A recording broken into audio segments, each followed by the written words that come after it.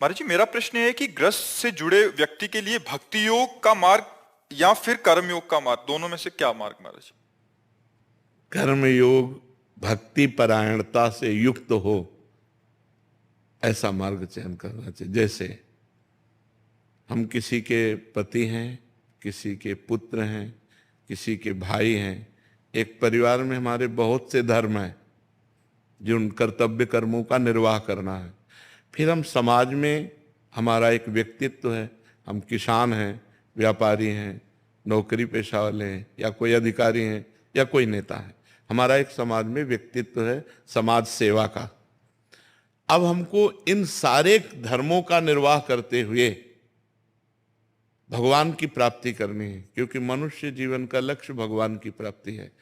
तो अब हमारा कर्म योग जो विस्तार को प्राप्त हो रहा है, योग तभी होगा जब भगवान से चित्त जुड़ा होगा, नहीं केवल कर्म होगा, योग नहीं बनेगा।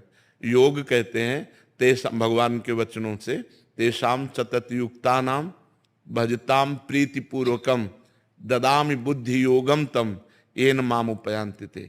बुद्धि का भगवान में स्थित रहना, निरंतर नाम जप चलना, प्रेम पूर्वक भगवान का भजन करते हुए कर्म करना, ये भक्ति परायण कर्म योग हो गया।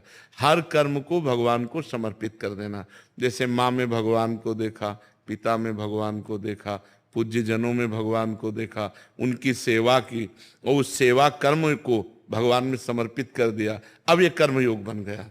अब ये भाव से किया गया कि भगवान मेरे माँ रूप में, मेरे पिता रूप में, मेरे परिवार रूप में, मेरे समाज रूप में, विश्व रूप में। हम उसको एक से शुरू करते हैं और अनेक तक ले जाते हैं, और अनेक को एक में स्थित करके मुक्त हो जाते हैं। एक से शुरू करते हैं, माँ पिता भगवान गुरु, जहाँ भी गुरु साक्षात परब्रह्म, अब उसको अनेक में ले जाना है हमको। अखंड मंडलाकारम व्याप्तमेन चराचरम तत्पदम दर्शितमेन तस्मै श्री गुरुवे नमः। शुरू किया एक से और उसको फैला दिया पूरे विश्व में, और फिर फैलाकर एक में स्थित हो गए कि सब जगह एक ही, सर्वम खलमिदम ब्रह्म। अब वो मोक्ष को प्राप्त हो गया। तो हम जब योग से चलते हैं तो ज्ञान प्राप्त होता है।